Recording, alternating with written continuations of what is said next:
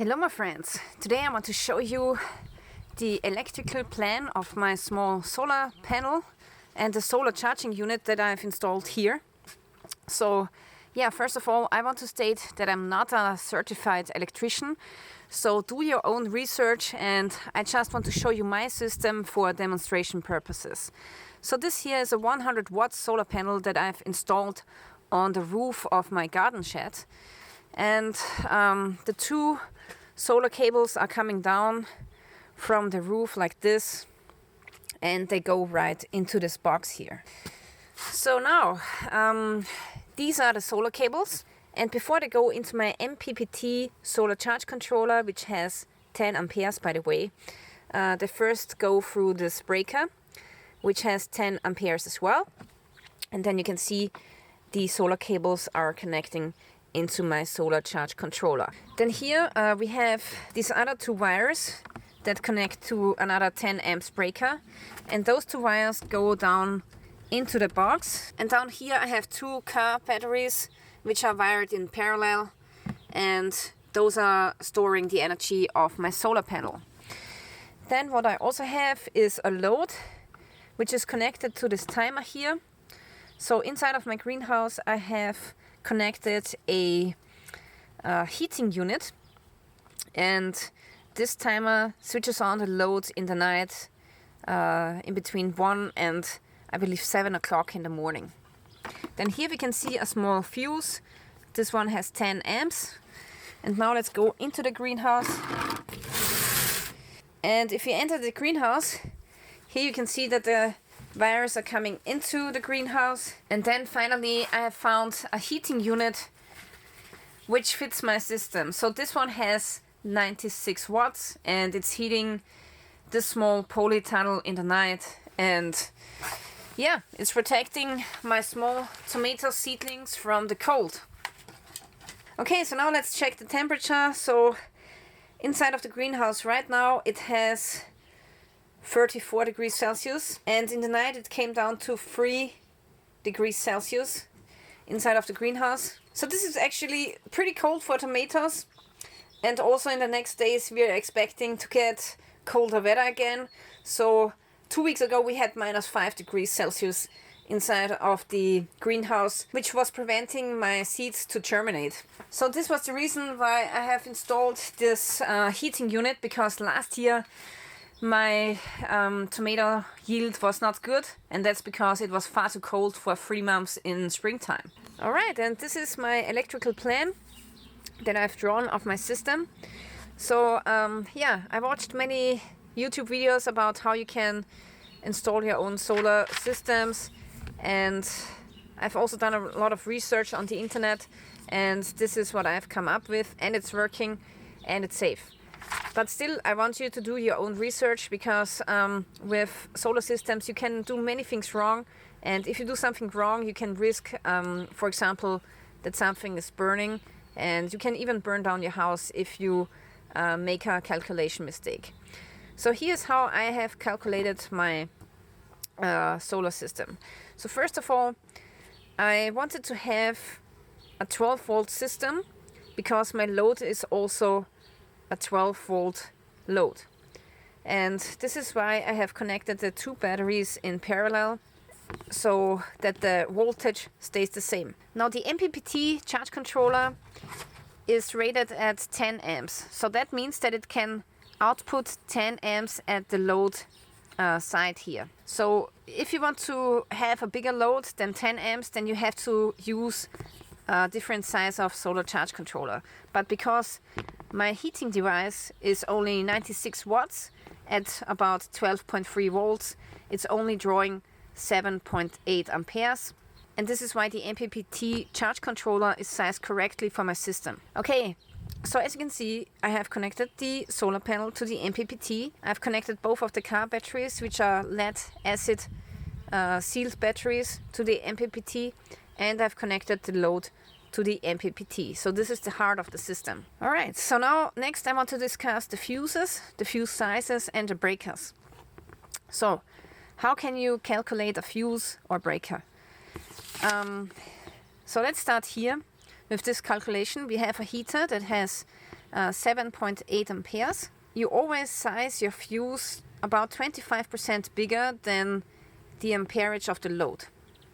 So if you multiply 7.8 amperes by 1.25, then you get a size of 9.75 for a fuse. So because there is no exact fuse like this, you go to the next bigger fuse which is available, which is 10 amps. And this is what I've put here. This is a 10 amps fuse, which is right here. So in here it's 10 amps. So if there's a short at the heating unit or at the wires inside, then this fuse is protecting the rest of the system from shorting as well. Okay, the next thing that we need is the fuse size of the battery. So usually the fuse for the battery is connected directly to the lead here, to the start of the battery, and also it is placed at the positive side of the battery. So how big of a fuse do you need for your battery? Now the thing is that you need to add up all of the loads that you have, and this will give you the amperage for the size of the fuse. Now because we have only one load, we can use the same fuse that we have used here for the batteries as well. So this is a 10 amps fuse as well. But let's say you have 3 different kind of loads, maybe a heating unit, a ventilator, and I don't know, some other kind of device. Then you will have more amperage, and then you have to size up the fuse of your battery as well. So with my simple system that I've created here, I only have one load, and this is the reason why we have the same fuse here and here. Now the next thing is breakers. I have 2 breakers installed at the solar wires and at the wires that go from the battery to the MPPT solar charge controller. Now because the solar panel does not exceed 10 amps, or actually it's much below that, I've taken a 10 amps breaker, and here we have the same thing. So because the load is underneath 10 amps, I have used a 10 amps breaker as well. So these 2 breakers are these 2 here in the box. Now what's great about breakers is that I can switch them off anytime I want to do some maintenance at my system. Maybe I'm going to get more loads, and then I have to switch out the MPPT charge controller for a bigger one. So if I want to change anything here, then I just switch off the breaker from the solar cable and the breaker from the battery, and now the device is without electricity. This one is still working because this has a battery which is included in the device. Okay, now let's switch on the system again. So now this charge controller is working again. Right now it's saying that it's getting 0 amperage from the solar panel. So now we switch on the solar panel, and now we are getting some current again. Yeah, so this is how you can size your breakers, and they have the big advantage that you can also use them as switches. So usually I gotta say that the size of the fuse here and the breaker are usually 25% bigger than the amperage of the MPPT.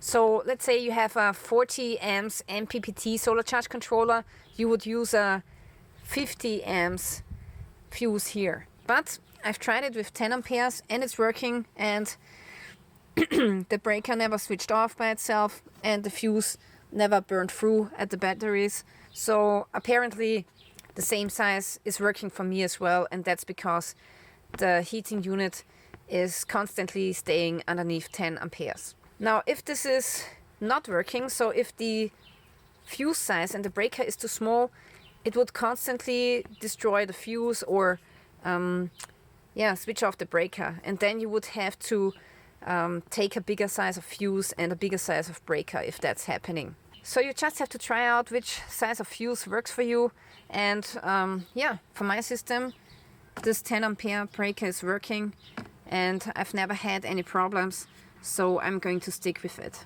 Okay, next I want to calculate how long the solar panel needs to recharge the battery bank here. So the batteries, that's the next thing I want to explain. So these batteries, they are sealed lead acid batteries. And the thing is that they are cheaper than lithium batteries, for example, but you only can discharge them to 50%. So if we have 2 batteries with 60 amp hours in parallel, we get 120 amp hours, and if you multiply that with 12 volts, you will get 1440 watt hours. But the thing is, we can only take 50% of that, because otherwise you damage your battery. So now we only have 720 watt hours that we can actually use. So if we take the 720 watt hours from the batteries and divide it by the 100 watts of the solar panel, we would get about 7.2 hours of recharging time. Now the problem is that this panel, although it's rated 100 watts, it's not putting out that. So it's more like 70 watts. So here I have multiplied the 100 watts with 0.7, which is 70 watts. So if you divide 720 watt hours by 70 watts of solar panel power, then you will get 10.28 hours. Now 10.28 hours is quite a long time, and in summertime it will be okay. We will get those 10 hours of sunshine, but in wintertime we will not get it. So maybe I will get a second solar panel and oversize the solar panels a little bit for the system to get more current into the MPPT, but then also I will have to get a bigger MPPT solar charge controller, maybe 20 amps or so, to make the system work. The next calculation that I want to make is how long can we let this heating unit run until the battery goes down to 50% of discharge. Okay, so we have a workable wattage of 720 watt hours, and now we divide it by 96 watts of the heating unit, and this will give us 7.5 hours. So we can use this device for 7.5 hours until the battery is discharged to 50%. Now the timer I've set from 1 o'clock in the morning to 7 o'clock in the morning. Now 6 hours is smaller than 7.5 hours that we calculated earlier, and this is fine for my system. Okay, so we are almost through with the electrical plan, but there's still one thing that you have to consider. Now with this direct current, it's really important that you choose the right size of wire. So if the wire thickness is too thin, then the wires will get hot and then you might risk a fire. So make sure that you calculate the wire size the right way. Now, how do you calculate the right size of your wires? So first of all, you need to know the length of the wire in meters or feet, and then you need to know how much amperage will go through. And then you go onto the internet and you search for copper wire charts. So hopefully you're using copper wires, because everything else is not that conductive. And then you just search for the right size with the feet and length of your wires and with the amperage that goes through. And with those charts you will find out the size of your wires. So it's a pretty easy thing, but you have to make sure that you use big enough wires, otherwise you risk a fire. So for example, for these wires that are coming down from the solar panel, I've used 4 square millimeters. Now inside of this box I've used 6 square millimeter wires, which is probably an overkill, but I had them laying around, so this is why I used them. And then the load is connected to 4 square millimeters of wires as well. So this is how I have sized my wires, and last but not least, you should always touch your wires and feel if they get hot. They can get a little bit warm, but if they get hot, then you need a bigger size of wire. Also, none of the breakers have ever switched themselves off. None of the fuses have ever blown. Yeah, so this is how the fuse holder looks if you open up the cap. And these fuse holders are usually used with cars. So you can get them in different size cables, in 4 square millimeters and in 6 square millimeters. And if the fuse blows, you just take it out, you fix the problem, and then you put in a new fuse and close the cap. Now here you can see that I have a crack in the box. Unfortunately I cracked it while drilling this hole here. But now I'm actually really happy that this happens, because you need some kind of ventilation for the batteries. So I've been using sealed lead acid batteries, and those gas out a little bit. So yeah, you want to have a little bit of a ventilation inside of a box like this, and this is where the gases can escape. Okay, now let's see what happens if we turn on the heater manually.